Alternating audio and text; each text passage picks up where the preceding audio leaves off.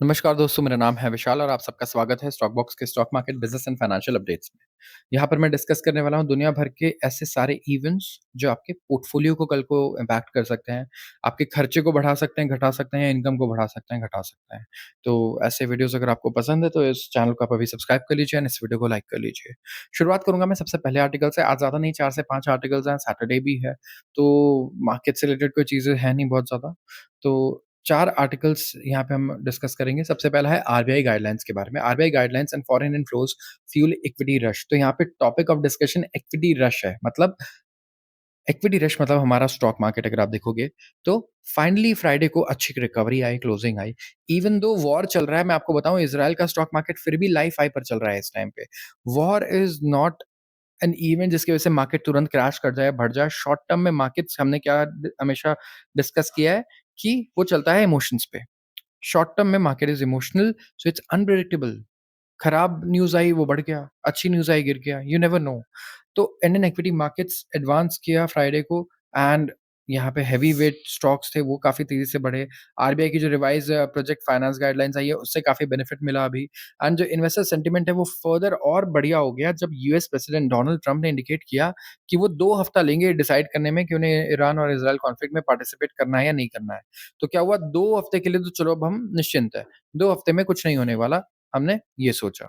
तो सेंसेक्स अगर आप देखोगे तो 1000 पॉइंट ऊपर क्लोज़ हुआ है एंड निफ्टी 50 जो है ये 300 पॉइंट ऊपर क्लोज़ हुआ है। बड़े-बड़े बैंक्स और बड़ी-बड़ी कंपनीज़ जैसे एचडीएफसी, रिलायंस, भारती, आईसीआईसीआई ये मतलब इन्होंने हाल्फ ऑफ द गेन से ज़्यादा यहाँ पे कंट्रीब्यूट किया। तो सबने अपना सबसे बड़ा single day gain advance post किया है सिंस मई 15 ठीक है?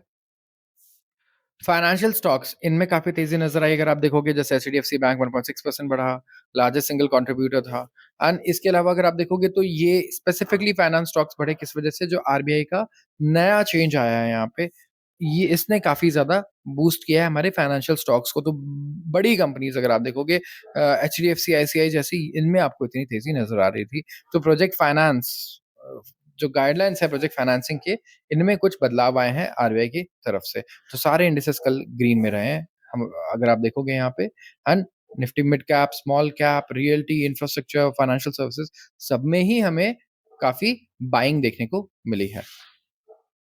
बात करूँगा अगले आर्टिकल की, ये है core sectors growth plunges to a 9 month low of 0.7% in May. Output growth आया है इंडिया के 8 कोर सेक्टर इंडस्ट्रीज में। कोर सेक्टर हम लोग कई बार डिस्कस कर चुके हैं। कोर सेक्टर क्या रहता है? Coal, crude oil, natural gas, refinery products, fertilizer, steel, cement and electricity. तो आउटपुट ग्रोथ इंडिया के 8 core sector, core infrastructure sector industries में ये गिरकर आ चुका है 9 मंथ के लो पर। ये कितना हो चुका है? 0.7% मई में एंड रिवाइज़्ड फिगर पहले कितना था अपवर्डली वो था 1% का अप्रैल में। तो almost half of the sectors जो हैं वहाँ पे कॉन्ट्रैक्शन देखने को मिल रहा है, गिरावट देखने को मिल रहा है। जैसे इलेक्ट्रिसिटी जनरेशन कॉन्ट्रैक्ट हुआ है, अब ये होना भी था। पावर जनरेशन हम लोग सोच रहे थे कि इस बार तो बिल्कुल गर्मी बढ़ने वाली है रिकॉर्ड तोड़, तो हम उसके हिसाब से पावर भी प्रोड्यूस करेंगे। लेकिन मानसून से आप देखो कि काफ़ी जगहों पर बहुत जल्दी आया या फिर मैं कहूँगा जो मानसून्स नहीं भी हैं, तो लोकल जो रेन होता है, वो हमें काफ़ी देखने को मिला। तो इलेक्ट्रिसिटी जनरेशन कॉन्ट्रैक्ट हुआ है क्योंकि पावर डिमांड भी इतनी ज़्यादा नहीं रही है। फर्टिलाइज़र प्रोडक्शन कॉन्ट्रैक्ट हुआ है सेकंड मंथ इन अ रो लगातार एंड इसके अलावा नेचुरल गैस का आउटपुट भी घटा है 11th सक्सेसिव मंथ 11वाँ महीना लगातार। पॉजिटिव साइड पे सीमेंट प्रोडक्शन बढ़ा है ऑलमोस्ट 9% तो डबल डिजिट में आने वाला है cement production. Growth steel output में भी ग्रोथ देखने को मिली हमें एंड इसके अलावा अगर आप देखोगे तो स्टील आउटपुट में स्टील से रिलेटेड रिलेटेड सेक्टर में वैसे भी काफ़ी सारी चीज़ें चल रही हैं इस टाइम पे राइट? कुछ एंटी डंपिंग ड्यूटीज़ भी इंडिया ने लगाई है फॉरेन कंट्रीज़ पे फॉर स्टील तो उसका भी बेनिफिट हमें क्लियरली देखने को मिलेगा। तो पिकअप आया है इंफ्रास्ट्रक्चर एक्टिविटी में, स्टील प्रोडक्शन बढ़ा है इसकी वजह से, construction, auto besides capital goods ये जो है यहाँ पर भी तेज़ी देखने को मिली है। कोल प्रोडक्शन ये कम हुआ है और ये आया है टू 2.8% जो पहले 3.5% था। 8 कोर सेक्टर होते हैं जो 40% कंट्रीब्यूट करते हैं हमारे इंडेक्स ऑफ इंडस्ट्रियल प्रोडक्शन में। 40.27% का इनका शेयर होता है हमारे इंडेक्स ऑफ इंडस्ट्रियल प्रोडक्शन में and which had fallen to an 8 month low of 2.7%। Base effect ये भी लास्ट मंथ का अगर आप देखोगे तो ये भी ग्रोथ प्रिंट को अफेक्ट करता है क्योंकि जो इंडेक्स ऑफ कोर इंडस्ट्रीज है ये बढ़ा है टू 6.9% एंड एक्सेसिव रेन्स आए हैं मई में जिसकी वजह से क्या हुआ मानसून जल्दी आया और इलेक्ट्रिसिटी और काफ़ी सारे माइनिंग जैसे सेक्टर्स में हमें गिरावट देखने को मिली और यही बहुत बड़ा रीज़न रहा है। अगर आप देखोगे काफ़ी सारा डिसरप्शन हुआ है कुछ सेक्टर्स में। अब जैसे एसीज़, एयर कंडीशनर्स के रिकॉर्ड इस बार सेल्स के हमें अनुमान थे, लेकिन मानसून आ गया। इतनी जल्दी मई में बारिश हो रही है, जून में बारिश हो रही है, तो फिर क्या होगा? एसीज़ कम बिकेंगे। तो ये प्रॉब्लम कहीं न कहीं आया है फॉर इंडस्ट्रीज़ जो प्रिपेयर्ड थे बहुत अच्छे ग्रोथ के लिए। एक्सेंचर के रिज़ल्ट्स यहाँ पे हम बात कर रहे हैं और ये क्यों इम्पोर्टेंट है? एक्सेंचर क्या लिस्टेड है इंडिया में? नहीं, तो फिर मैं क्यों डिस्कस कर रहा हूँ? ये है इंडिकेटर। यूजुअली अगर आप देखोगे अगर बड़ी आईटी कंपनी है, कोई उसके रिज़ल्ट्स अच्छे आ रहे हैं तो अक्रॉस द बोर्ड सारी आईटी कंपनीज़ के शेयर्स बड़े मतलब मैं बोलूँगा बाइंग आने लगती है उनमें और रीज़न ये रहता है कि सब लोग एक्सपेक्ट करते हैं कि इंडस्ट्री ग्रो कर रही है, बड़ी कंपनीज़ ग्रो कर रही हैं, तो बाकी दूसरी कंपनीज़ भी ग्रो करेंगी उसी हिसाब से। आईटी सर्विसेज़ और कंसल्टिंग फर्म है एक्सेंचर। एंड क्या हुआ इन्होंने रिपोर्ट किया 8% का year on year rise in revenue to 17.7 billion dollars और यहाँ पे टेलविंड आया है एआई रिलेटेड सर्विसेज में। तो इनका जो फाइनेंशियल कैलेंडर रहता है वो सितंबर टू अगस्त रहता है। तो इनके जो रेवेन्यू होते हैं ना क्वार्टर वो रिफ्लेक्ट करते हैं foreign exchange impact on off approximately 0.5%। Company का ये कहना है। ग्रॉस मार्जिन अगर आप देखोगे तो ये कितना था for the quarter was 32.9% against 33.4% a year ago. Company ने इंक्रीज किया डेटा और AI workforce approximately to 75,000 and looks to reach 80,000. Americas contributed largest share यहाँ पे 8.9 बिलियन रेवेन्यू कहाँ से आया है अमेरिका से एंड जो यूरोप और वेस्ट एशिया अफ्रीका रीजन है यहाँ से आया है 6.23 बिलियन डॉलर्स और एशिया पैसिफिक रीजन से आया 2.53 बिलियन डॉलर्स। जो नई बुकिंग्स आई हैं यहाँ पे 19.7 बिलियन डॉलर्स की आई हैं जो रिफ्लेक्ट कर रही हैं 6% डिक्लाइन इन यूएस डॉलर्स। तो ये जो अमाउंट है it comprises 9.08 billion from the consulting services and 10.62 billion for managed services. Accenture का जो टोटल कैश बैलेंस है at the end of Q3 it was 9.6 billion dollars. इतना कैश है company के पास, ठीक है? आईटी कंपनीज़ कैश रिच होती हैं, ये करती ही क्या है? ये बाय बैक करते रहती हैं हमेशा। अगर आप देखोगे अपने शेयर्स को क्योंकि इनके पास कैश रिजर्व्स बहुत ज़्यादा होते हैं और अगर आप देखोगे तो इनके ऊपर आपको डेट भी नहीं देखने को मिलेगा कि बहुत ज़्यादा डेट है। तो फर्म एक्सपेक्ट कर रहा है कि जो रेवेन्यू होगी वो रेंज करेगी between 17 to 17.6 billion dollar Q4 में ऑफ FY 25 और जो ग्लोबल एम्प्लॉय काउंट है इनका at the end of the quarter ये है 7.9 लाख्स। तो एसेंशियल का कहना है कि 30 क्लाइंट्स ऑलरेडी रिकॉर्ड कर चुके हैं quarterly bookings of greater than 100 million dollars. तो इनकी भी ऑर्डर बुक है, आप ये समझो, ठीक है? ऑर्डर बुक देखना कि इनके क्या हैं, कितने बड़े हैं और जनरेटिव एआई बुकिंग्स तो 1.5 बिलियन डॉलर्स की आ चुकी है। तो मार्केट इज़ मोर फोकस्ड, काफ़ी फोकस्ड है और जो ज़्यादातर आप देखोगे इस टाइम पे बड़े प्रोजेक्ट्स मिल रहे हैं, वो मिल रहे हैं एआई के रिस्पेक्ट में। अब इंडिया में टेस्ला आने वाला है एंड टेस्ला ओपन करने वाला है इंडिया में अपने शोरूम्स। तो काफ़ी जल्द आप टेस्ला बाय कर पाएँगे। सबसे पहला शोरूम कहाँ पर आ रहा है? मुंबई में और ये मेड इन चाइना ईवीज़ है। तो टेस्ला सबसे पहले तो मेड इन चाइना ईवीज़ लेकर आएगा क्योंकि लिमिटेड क्वांटिटी में अगर आप चाहो तो टेस्ट के लिए कार्स बेच सकते हो इंडिया में, ऐसा गवर्नमेंट का रूल है।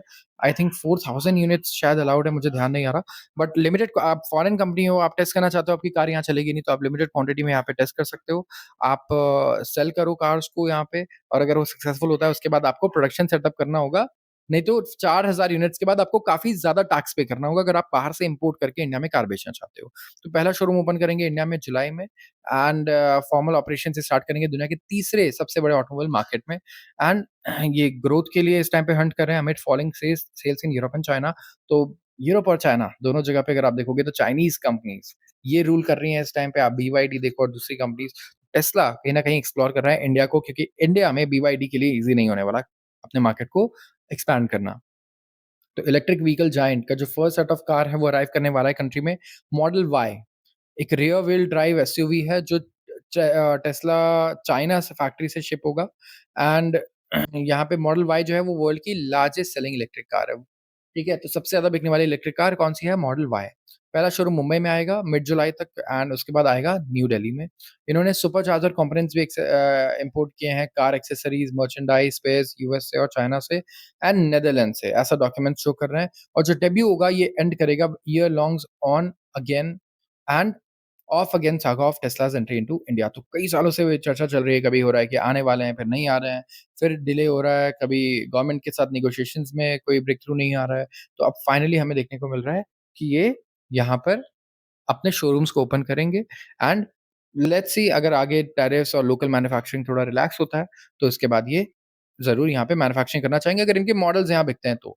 तो मॉडल वाई व्हीकल्स जो हैं वो ऑलरेडी अराइव कर चुके हैं मुंबई में from Tesla's Shanghai factory and cars जो हैं वो डिक्लेयर किए गए हैं एट 27.7 लाख $31,988 एंड इस पे 21 लाख से ज़्यादा लगा है इम्पोर्ट ड्यूटी, ठीक है? तो इंडिया का 70% टैरिफ जो है ये अप्लाई होता है on fully built imported cars under 40,000 plus surcharges. तो मॉडल वाई एक्सपेक्टेड है कि कितने में बिकेगा 56,000 में। तो ये कार कितने में कितने की है समझो 27 लाख की है और इस पे 21 लाख का इम्पोर्ट ड्यूटी लगने वाला है। तो टेस्ला डिटरमाइन करेगी फाइनल स्टिकर प्राइस क्या होगा बेस्ड ऑन इट्स मार्जिन और पोजीशनिंग स्ट्रैटेजी किसके अगेंस्ट अपनी कार को कम्पीट करवाना है ये भी बहुत इंपॉर्टेंट है।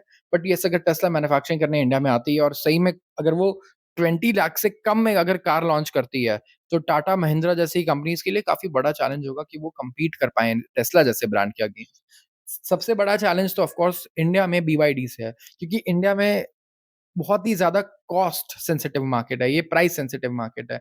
तो अगर आप बहुत अच्छी कार मत बनाओ, एक नॉर्मल सी कार बना दो, ठीक है? लेकिन अगर आप कम दाम पे बेच रहे हो तो वो ज़्यादा बिकेगी रादर देन आप अच्छी क्वालिटी, अच्छे दाम पर उसे फिर बेचना चाहो आप। ये एक चैलेंज रहता है मैन्युफैक्चरर्स के साथ इंडिया में। तो अगर आप देखोगे तो टेस्ला अगर इस प्राइस बैंड में कोई कार निकाल पाता है, मैं कहूँगा 10 से 20 लाख में इलेक्ट्रिक कार्स, इस टाइम पे काफ़ी बढ़िया ग्रोथ वो ले सकता है क्योंकि महिंद्रा ने भी जो इलेक्ट्रिक कार्स लॉन्च की हैं, अगर आप देखोगे तो प्राइस रेंज उनकी अच्छी खासी है और टाटा की भी जो इलेक्ट्रिक कार अगर कोई सीरियस बायर है, वो थोड़े अच्छे लेना चाहता है, तो 15-16 लाख तो उसे खर्च करने ही पड़ जाते हैं, अगर थोड़ी भी डिसेंट रेंज चाहिए उसे। तो ये एक फैक्टर है, देखते हैं टेस्ला इंडिया के मार्केट को समझ पाता है नहीं और इंडिया की मार्केट में वो सस्ती गाड़ियाँ ला पाता है या नहीं। तो आज के लिए बस इतना ही। अगर आपको वीडियो पसंद आई हो तो ज़रूर इसे लाइक करें और चैनल को सब्सक्राइब करना बिल्कुल ना भूलें। आप सबका बहुत-बहुत धन्यवाद।